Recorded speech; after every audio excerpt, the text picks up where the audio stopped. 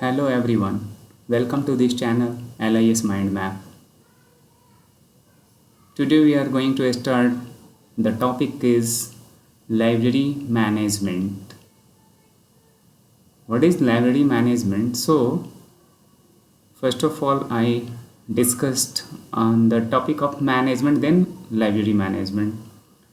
Actually management हमारा है क्या? Management simply we may say that कि मैनेज मेन टैक्टफुल्ली। जब हम क्या करते हैं किसी भी है ना ऑर्गेनाइजेशन या इंस्टीट्यूशंस में, हम क्या करते हैं कि जैसे पर्सन है तो पर्सन क्या करता है टैक्टफुल्ली तरीके से, कौशलतापूर्वक जब वो वहाँ के रिसोर्सेज को, उस ऑर्गेनाइजेशन के रिसोर्सेज को क्या करता है कि वो मैनेज करता है, तो that process is called management. ये सामान्यतः हम लोग लेमैन स्टाइल में इसको डिफाइन करते हैं। अब लाइब्रेरी मैनेजमेंट की बात आती है तो ऑफ कोर्स ये बात यहाँ पर कहने का है कि लाइब्रेरी मैनेजमेंट जो होगा वो हम क्या करेंगे, जो हमारी लाइब्रेरी में जो रिसोर्सेज हैं, जो पर्सन है, वहाँ के स्टाफ हैं, वहाँ के जो हमारे डॉक्यूमेंट्स हैं, सर्विसेज हैं, इन सभी को हम क्या करते हैं कौशलतापूर्वक यानी टैक्टफुली तरीके से जब हम क्या करते हैं उसे ऑर्गेनाइज कर लेते हैं and when we provide the service in better way, है ना। और जब हम राइट मैनर्स में हम इसे प्रोवाइड करते हैं सर्विसेज को, तो और tactfully, then it becomes the library management. तो लाइब्रेरी मैनेजमेंट हमारा क्या है ये समझ में आती है यह बातें। बात यहाँ पर है कि अब इस टर्म का origin of the word management, अब इस है ना वर्ड का ऑरिजिन कैसे हुआ, हम सभी लोगों ने अब तक जानना है, पढ़ा है डिफरेंट डायमेंशंस को, बट यहाँ पर इम्पॉर्टेंट ये मैंने एक प्रयास किया है कि इसको मैक्सिमम कम से कम कंसाइज वे में मैक्सिमम इंफॉर्मेशन आपके पास यानी आउटपुट अच्छा हो जो एग्जामिनेशन पॉइंट ऑफ व्यू से हो। अब यहाँ पर हम देख रहे हैं कि ये लैटिन वर्ड है ना, इसका ऑरिजिन जो हुआ बेसिकली ये देखा जाता है कि इसका जो है ऑरिजिन कैसे हुआ। तो अब ऑरिजिन हम लोग बता देते हैं कि इंग्लिश में ये मैनेज से हुआ, मैनेजमेंट से हुआ, है ना, इस तरह से। लेकिन अब ऐसा नहीं है कि सिर्फ उसमें लैटिन में इसका किस वर्ड से ऑरिजिन हुआ, इटालियन में इसका किस वर्ड से ऑरिजिन हुआ, फ्रेंच में इसका कैसे हुआ, है ना। तो यह भी महत्वपूर्ण है। वो हम मुझसे क्या करेंगे, जब प्रश्नों को पूछेंगे तो ये ट्विस्ट कर सकते हैं, क्वेश्चंस को ऐसा कर सकते हैं वो, है ना, और जो हमें वो कंफ्यूज करके वो फिर क्वेश्चंस को गलत करवा सकते हैं। बट उसका देखिए किसी भी ऑर्गेनाइजेशन या इंस्टीट्यूशंस का जो कॉम्पिटिटिव ऑर्गेनाइजेशन होते हैं तो उसका पर्पस यही होता है कि सिर्फ सिलेक्शन, आपका सिलेक्शन ही हो, इस तरह के प्रश्नों को वो ही देते हैं। लेकिन कुछ परसेंटेज 2-4% ऐसे प्रश्न होते हैं जो आपको क्या करता है कि उस भीड़ से थोड़ा अलग करने का एक प्रयास करता है, जिससे कि सिलेक्शन आपका बेटरमेंट में हो। ठीक है, तो लैटिन वर्ड जो है ना, ये मैनस से इसका क्या हुई है, इसकी उत्पत्ति हुई है मैनेजमेंट का। लैटिन में यदि हम कहें तो क्या होगा मैनस। तो ये ख्याल रखना, ऐसा नहीं कि मैनेजमेंट मतलब कि ये हमारा लैटिन वर्ड से, नो, मैनस, राइट। और इसका मतलब होता है हैंड, यानी कि इफॉर्ट। हमारा हैंड जो होगा किसी इंस्टीट्यूशन ऑर्गेनाइजेशन के लिए हम जो इफॉर्ट करते हैं तो इट है ना असाइन, मतलब कि ये उस तरह से ये क्या कर रहा है कि रेफर कर रहा है ना। इटालियन में क्या है मैनेजियर, है ना। तो मैनेजियर इट मीन्स कि टू हैंडल। देखिए इटालियन में मैनेजियर जो वर्ड है ना, इससे ऑरिजिन हुआ है मैनेजमेंट का, और करता है टू हैंडल। टू हैंडल का मतलब क्या हो गया यहाँ पर, ये एक्चुअली अगर हम इसकी कुछ है ना पीछे भूमिकाओं को देखें तो ये बताया जा रहा है कि इटालियन जो वर्ड यूज़ करते थे ना मैनेजियर, वो हॉर्सेस को, घोड़ों को क्या करने के लिए, हैंडल करने के लिए उसे। चूंकि क्या होता है कि हमारा मन भी एक घोड़े की तरह है ना, ये इस तरह से एक्सप्रेस करते हैं इटालियन, है ना, कि माइंड को हम कंट्रोल नहीं कर सकते हैं। 10 सेकेंड्स में ही हमारा देखेंगे कि वो क्या होता है कि कहीं ना कहीं वो डाइवर्टेड अटेंशन होता है। अब जो मेडिटेशन करते हैं कुछ वैसे सिद्ध पुरुष होते हैं तो उन लोगों की बात अलग है, बट तो यहाँ पर मैनेजियर इटालियन वर्ड्स जो है वो हमारा क्या है, कहता है कि जैसे घोड़ों को, और घोड़ों को इन्होंने क्या किया है कि वो रिलेट किया है हमारे माइंड से, ठीक है, तो हमारा मन भी उसी तरह से चंचल है। और इटालियन वर्ड मैनेजमेंट मैनेजियर से है, यानी हमें हैंडल, हाउ टू हैंडल, तो हम मन को कैसे हैंडल करेंगे, यानी यहाँ पर हम उसी तरह से पर्सन को, किसी जो हमारे स्टाफ होंगे, रिसोर्सेज होंगे, हम कैसे हैंडल करेंगे। सो डैट कि इटालियन वर्ड मैनेजियर से हुआ है और ये टू हैंडल करना होता है ना। फ्रेंच में हम देखें तो ये कहता है मीनेजमेंट, है ना, मैनेजमेंट नहीं, मीनेजमेंट। तो मीनेजमेंट इट मीन्स कि ये जो डिफाइन करता है यहाँ की डायरेक्शन देना और कंडक्ट करना, यानी डायरेक्टिंग एंड कंडक्टिंग, यानी कि टू वर्ड्स का ये कॉम्बिनेशन है फ्रेंच में, मैनेजमेंट, है ना। So it's called management. Now English word very common, we know all that की मैनेजमेंट, है ना, manage plus men for T for tactfully, है ना, 3 पार्ट्स में अगर हम यहाँ पर इसे कर दें तो देखेंगे कि ये हमारा क्या होगा। देखिए अभी हम, है ना, यहाँ पे चाहेंगे, देखिए मैनेज, राइट, एक पार्ट तो ये हमारा हो जाता है, right. Second one is the main, right. अगर हम इसका क्या कहेंगे, इसे हम डिसेक्ट करते हैं तो right, this T it means tactfully, यहाँ इसका मतलब क्या हो गया, टैक्टफुल्ली। तो अब ये जो है 3 हमारा क्या हो गया कि फिर वर्ड हो गया, राइट। क्या हो गया, मैनेज, मेन और टैक्टफुल्ली। अब देखिए यहाँ पर टैक्टफुल्ली ये जो हम लोगों ने यहाँ पे लिखा, तो अब ये कह रहा है कि मैनेज करना मेन के द्वारा, मेन यानी पर्सन और रिसोर्सेज की जो बात कर रहा है, और टी फॉर टैक्टफुल्ली, यानी कि जब टैक्टफुल्ली तरीके से हम क्या करते हैं, पर्सन या पर्सन के द्वारा, व्यक्तियों के द्वारा हम किसी इंस्टीट्यूशन और एंड ऑर्गेनाइजेशन में मैनेज करते हैं, प्रबंध करते हैं, तो इट कॉल, है ना, मैनेजमेंट। तो ये इंग्लिश वर्ड वेरी सिंपल, और ये इसे बता भी रहा है कि process of handling, directing people and resources, जो हम लोगों ने अभी यहाँ पर देखा। तो यही this is the management. And origin कैसे हुआ ये आप देख रहे हैं, Latin word, Italian, French and English में। तो ये इस तरह से हमारा क्या हो गया कि मैनेजमेंट। नाउ अब डेफिनेशन इसके कुछ, है ना, हम लोग जो साइंटिफिक वे में अब देखते हैं, इसका जो डिफाइन है, डेफिनेशन है, वो क्या बताया जा रहा है। देखिए मैनेजमेंट एक्चुअली कहा जाता है कि यह जो है ना, आर्ट भी है और साइंस भी, ये आर्ट और साइंस का कॉम्बिनेशन है।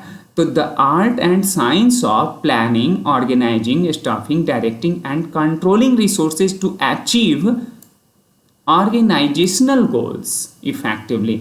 जब किसी उद्देश्य के लिए हम क्या करते हैं कि प्लान करते हैं, ऑर्गेनाइज करते हैं, उसका स्टाफिंग और डायरेक्टिंग एंड कंट्रोलिंग्स को जब हम, है ना, उस पर जब हम वर्क करते हैं, है ना, इस तरह का जो हमारा क्या होता है कि एक्टिविटीज होता है किसी ऑर्गेनाइजेशन में, देन इट बिकम्स मैनेजमेंट। तो इसमें हमारा क्या होता है, और ये कैसे, how is it possible, is it possible with the art and science, it is the combination of art and science, art और science के कॉम्बिनेशन से ये पॉसिबल होता है कि हम plan, organize, staffing, directing and controlling करते हैं रिसोर्सेज को, राइट। और क्या, किस, यानी कि कोई ना कोई किसी भी इंस्टीट्यूशंस का क्या होता है, गोल होता है, कोई उद्देश्य होता है, हमारा पर्पस होता है, उस गोल को हम इफेक्टिवली हम क्या कर सकते हैं, जब काम कर सकते हैं, तब भी ये हमारा मैनेजमेंट होगा ना।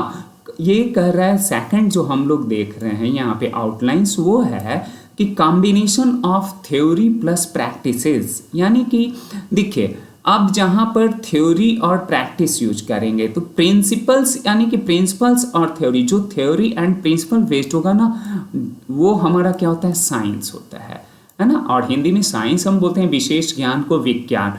बट यहाँ पे जो हमारा एक डेफिनेशन है वह कहता है कि साइंस वो है जो कंटिन्यूस स्टडी हो, डीप स्टडी हो, और जो किसी प्रिंसिपल या फिर हमारा क्या हो, थ्योरी बेस्ड हो, और न्यू प्रिंसिपल्स को क्या करता हो, जो जन्म देता हो, जो या जो न्यू प्रिंसिपल्स को क्या करता है, फॉर्म करता है, क्रिएट करता है, तो इट इज़ साइंस। तो यहाँ पर प्रिंसिपल बेस्ड होगा वो साइंस। तो ये देखते हैं इसमें जो हमारा क्या होता है मैनेजमेंट में, कि हम प्रिंसिपल और थ्योरी बेस्ड ही हम किसी भी एक्टिविटीज को करते हैं, राइट। और दूसरा हमारा आर्ट। आर्ट क्या होता है, जब हम किसी प्रिंसिपल और थ्योरी को अप्लाई कर देते हैं, तो अप्लाइड कर दिए, इट इज़ द आर्ट, है ना। तो ये हमारा क्या होता है, आर्ट होता है। इसलिए यहाँ पर क्या होता है कि साइंस एंड आर्ट दोनों का हम क्या करते हैं, यूटिलाइज करते हैं, यूज करते हैं, इसलिए ये हमारा मैनेजमेंट। तो डेफिनेशन आज का जो प्रेजेंट का डेफिनेशन है, the art and science of planning, organizing, staffing, directing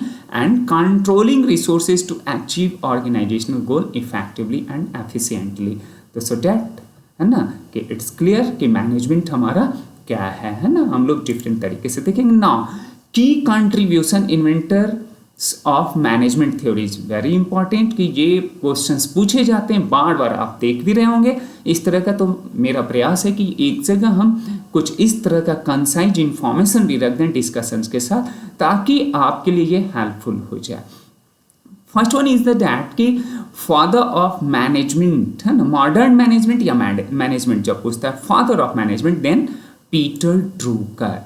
हम किसे बोलते हैं, पीटर ड्रूकर को, क्योंकि पीटर ड्रूकर ने ही क्या किया था कि सबसे पहले इस पर साइंटिफिक अप्रोच को अपनाकर वो प्रिंसिपल्स को जो है ना ये बताने का प्रयास किया और अप्लाई किया किसी ऑर्गेनाइजेशन में, सो डैट कि इसे फादर ऑफ मॉडर्न मैनेजमेंट भी हम कहते हैं। Father of modern management actually देखेंगे कि आप एमबीओ मैनेजमेंट व ऑब्जेक्टिव को भी इसने दिया है, और ये यूजीसी नेट का क्वेश्चन रहा है, एमबीओ किसके द्वारा।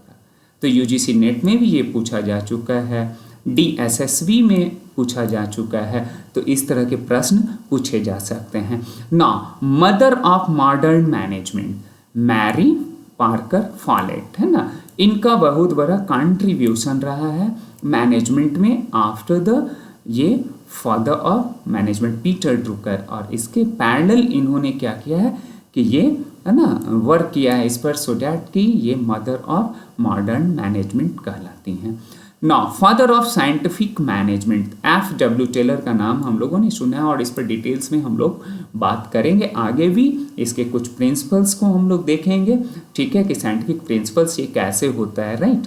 तो साइंटिफिक है ना, फादर ऑफ साइंटिफिक मैनेजमेंट हम लोग पहले ये देख लें कि एफ.डब्ल्यू. टेलर यानी फ्रेडरिक है ना टेलर के बारे में यहाँ पर इतना हम लोग समझते हैं। Now father of general management, तो फादर ऑफ जो हमारा जनरल मैनेजमेंट है वो हमारा क्या है, हेनरी फियोल को कहा जाता है, राइट। तो इन्होंने क्या किया, प्रिंसिपल्स ऑफ मैनेजमेंट को भी दिया, जनरल मैनेजमेंट इट मीन्स कि यहाँ प्रिंसिपल्स ऑफ मैनेजमेंट भी, राइट। तो प्रिंसिपल ऑफ मैनेजमेंट अगर कहे क्वेश्चंस आ जाए तो ये हमारा क्या हो जाएगा, है ना, प्रिंसिपल, ठीक है, अंडरस्टूड है, ये आप समझ जाएंगे, प्रिंसिपल्स, PLES, राइट। तो प्रिंसिपल्स ऑफ है ना मैनेजमेंट, तो father of principles of management Henri Fayol, right. Now bureaucratic theory Max Weber, इसके जो फादर है, राइट।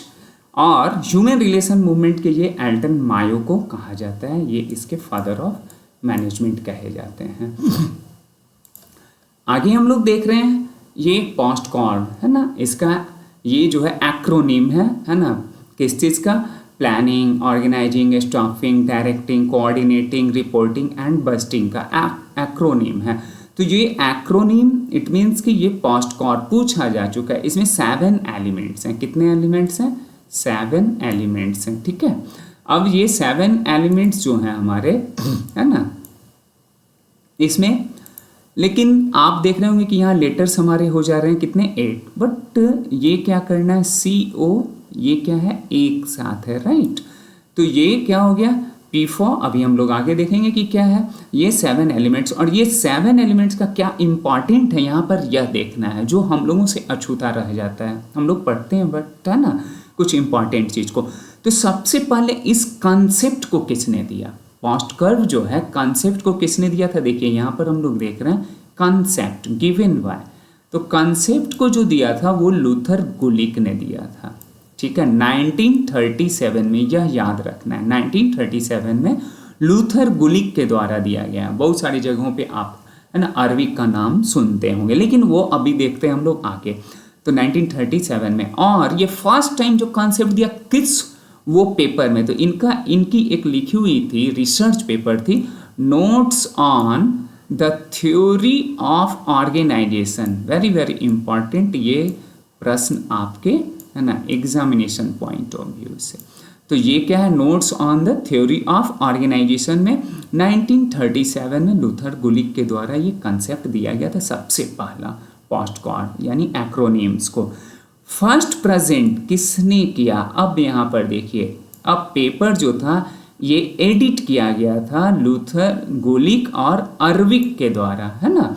तो लूथर गुलिक और अर्विक के द्वारा ये क्या किया गया कि यहाँ पर प्रेजेंट किया गया था। और पेपर किसमें प्रेजेंट किया था, एक बुक थी, है ना, papers on the science of administration. तो ये याद रखने वाली बात है, यहाँ पे नोट करने वाली बात है ना, कि papers on the science of administration में गुलिक और अर्विक ने, है ना, दोनों साइमल्टेनियस यानी कि दोनों मिलकर, है ना, वो क्या किए थे कि पेपर को प्रेजेंट किए थे, है ना। और यही पेपर का प्रेजेंट जो किया गया तो उसमें 7 एलिमेंट्स को दर्शाया गया था, ठीक है। उसके पूर्व में वो क्या था, हमारा 5 एलिमेंट्स था जो हम लोग डेफिनेशन में देख रहे थे ना। अब ये देखिए यहाँ पर कि फंक्शन ऑफ मैनेजमेंट या एडमिनिस्ट्रेशन, ये क्वेश्चंस पोस्ट कार्ड हमारा क्या है, इसे हम फंक्शंस भी बोल सकते हैं, है ना, और एलिमेंट्स भी बोल सकते हैं। तो यहाँ जो ये दर्शा रहा है कि फंक्शन ऑफ मैनेजमेंट या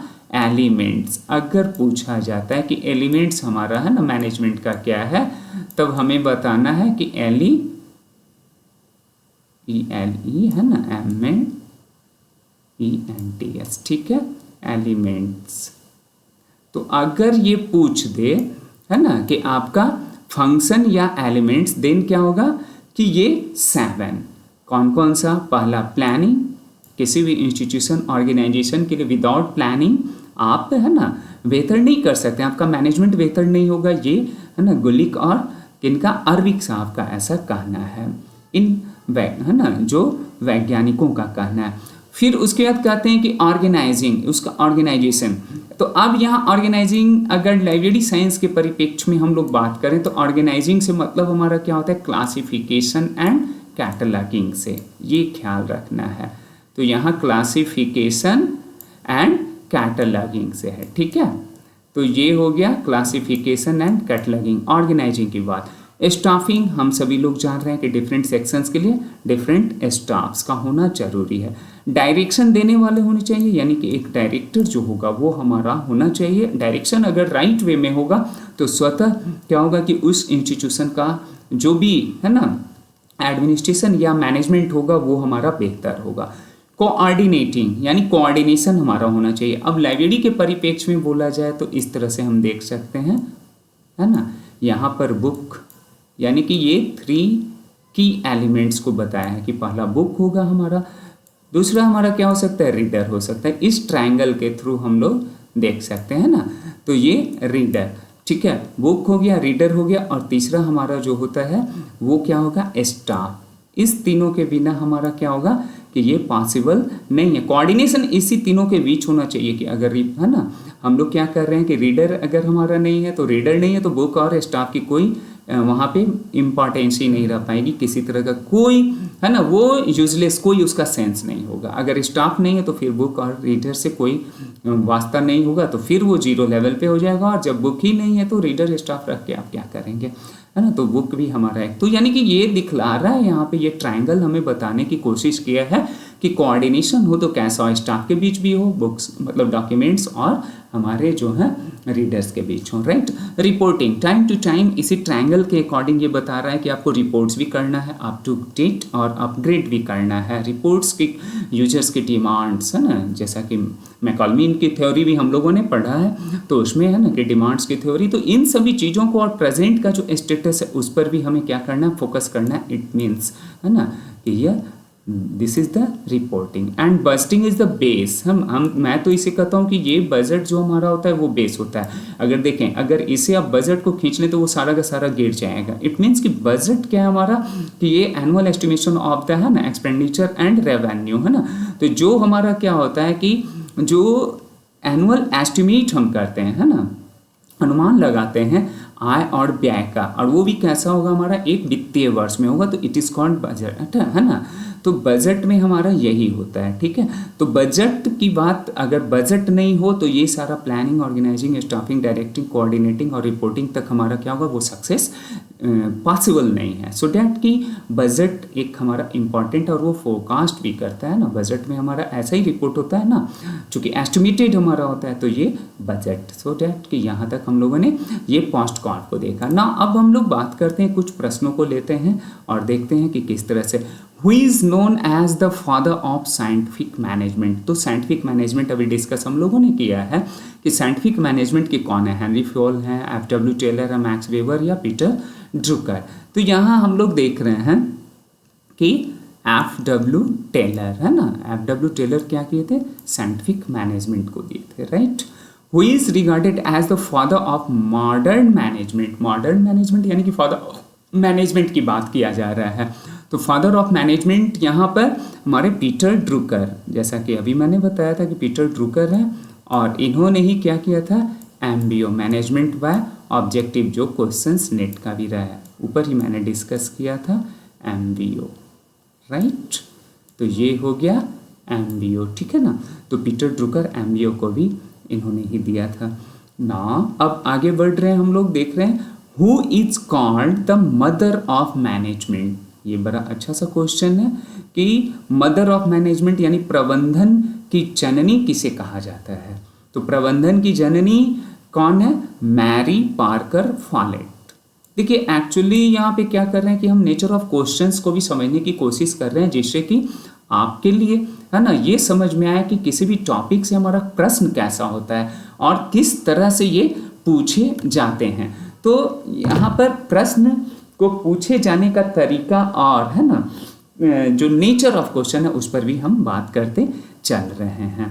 तो ये तो हो गया कि यहाँ पर हु इज है ना called the mother of management, right. आगे बढ़ते हैं, देखते हैं post curve was introduced by whom.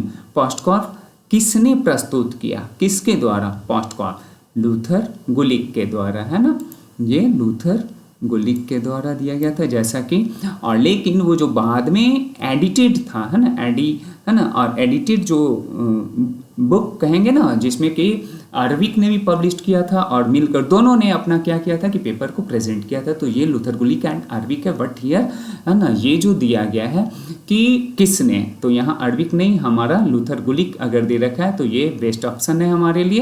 Henry Fayol नहीं है, एफ.डब्ल्यू. टेलर नहीं है, एल्टन मायो नहीं है ना। तो Luther Gulick is the right answer. Now next question है कि what does P stand for in POSDCORB, यानी पोस्ट कॉर्व में P का अर्थ क्या है।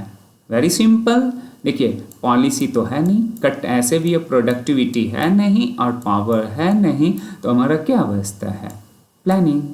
तो प्लानिंग हमारा क्या हो गया, ये आपको पता भी है कि planning, organizing, staffing, directing, coordinating, यहाँ पर दोनों क्या है एक साथ है, coordinating for reporting and B for budgeting.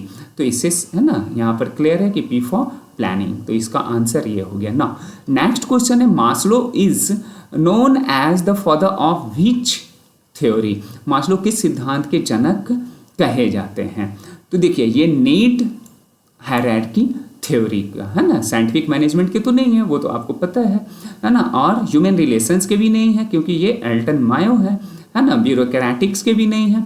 तो यहाँ पर नीड हायरार्की थ्योरी जो है, नीड हायरार्की थ्योरी एक्चुअली क्या है ना, ये मास्लो के द्वारा जो दिया गया है नीड हायरार्की थ्योरी, इसका संबंध चलिए यहाँ पर देखते हैं हम लोग। तो नीड हायरार्की थ्योरी में ये बताया गया है कि ये बताते हैं कि क्या है ना कि कुछ स्टेज है, हाँ ह्यूमन बीइंग्स जो होता है ना उसका स्टेजेस है, और ये स्टेजेस मैनेजमेंट में ये कहते हैं। हालांकि ये जो टॉपिक है ये साइकोलॉजी से भी इसकी क्या है संबंध है ना। तो इसमें ये बताते हैं कि ह्यूमन बीइंग्स का जो होता है ना नीड, सबसे पहले क्या होता है कि वो फिजियोलॉजिकल होता है, हमें भूख लगती है ना, नींद आती है, तो इन सभी चीज़ों में हम नियंत्रण नहीं कर पाते हैं ना। तो ये फिजियोलॉजिकल नीड्स को वो क्या करता है ह्यूमन बीइंग सबसे पहले है ना फुलफिल करना चाहता है। उसके बाद फिर जब हमारा पेट भर जाता है ना, प्यास जब हमारी मिट जाती है, तब हम क्या करते हैं कि सेफ्टी की ओर चलते हैं, हम अपने सुरक्षित स्थान बचने के लिए।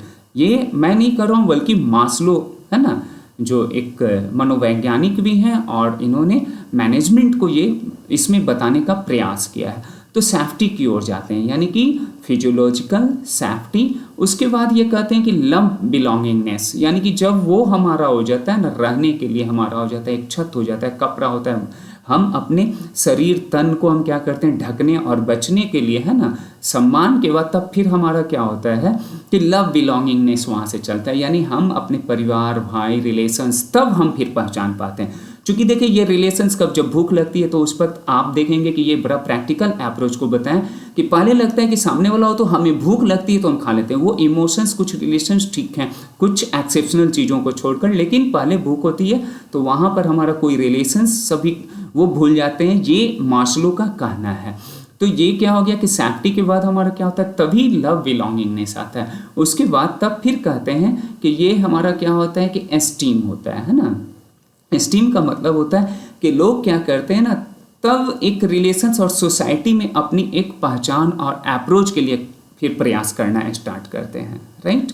और जब वो हो जाता है तब इनका स्टेज, लास्ट जो स्टेज है, वो कहते हैं कि मनुष्य का एक समय ऐसा आता है, एक उम्र के साथ, उम्र प्रॉपर, वो क्या करते हैं कि सेल्फ एक्चुअलाइजेशन की तरफ, यानी कि वो क्या करते हैं कि आत्म, है ना, सिद्धि की तरफ वो बढ़ते हैं। यानी मनुष्य क्या करता है ईश्वर के प्रति, या जो भी है ना, एक मतलब जो उसका जीवन का जो गोल होता है ना, तब उसे लास्ट में ये समझ में बात आती है। बट फैक्ट ये है कि हम सभी को क्या करना चाहिए कि गुड प्लेयर बनने के लिए, उस चीज़ को पाने के लिए हमें क्या करना चाहिए कि शुरू से ही अगर हम एफर्ट करें तो हम एक अच्छे प्लेयर के रूप में साबित हो सकते हैं, है ना। तो समझ सकते हैं। तो नीड हायरार्की थ्योरी मास्लो की यही है, बड़ा ही इंपॉर्टेंट, और ये यूजीसी नेट लेवल की क्वेश्चंस में ये पूछा जा चुका है, इसलिए थोड़ा सा मैंने एक्सप्लेन किया। इस पर फिर बाद में भी आऊँगा कि मास्लो के अलावा भी और बहुत सारे हमारे मोटिवेशन थ्योरी में भी हैं, है ना, नीड हायरार्की थ्योरीज और भी बहुत सारे हैं, तो वो जब टॉपिक होगा तो उस पर विशेष बात करूंगा। चलिए आगे हम लोग 7 नंबर क्वेश्चन है, the word management is derived from which language,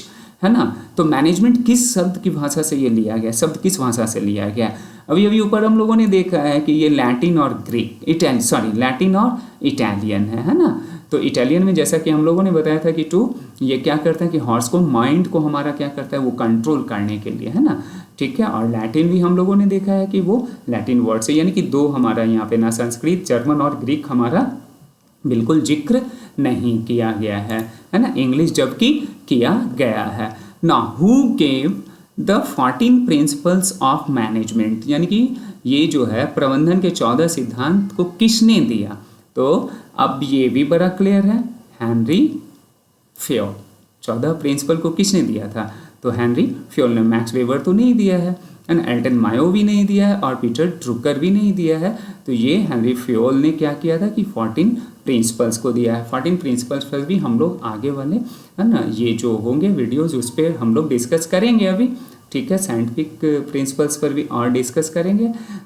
आज हम लोग इस पर ही डिस्कस करते हुए और थोड़ा क्वेश्चंस को बना लें ना। Who is associated with bureaucratic theory of management, प्रबंधन के ब्यूरोक्रेटिक सिद्धांत को किसने दिया, तो यस, मैक्स वेबर ने दिया है, ठीक है।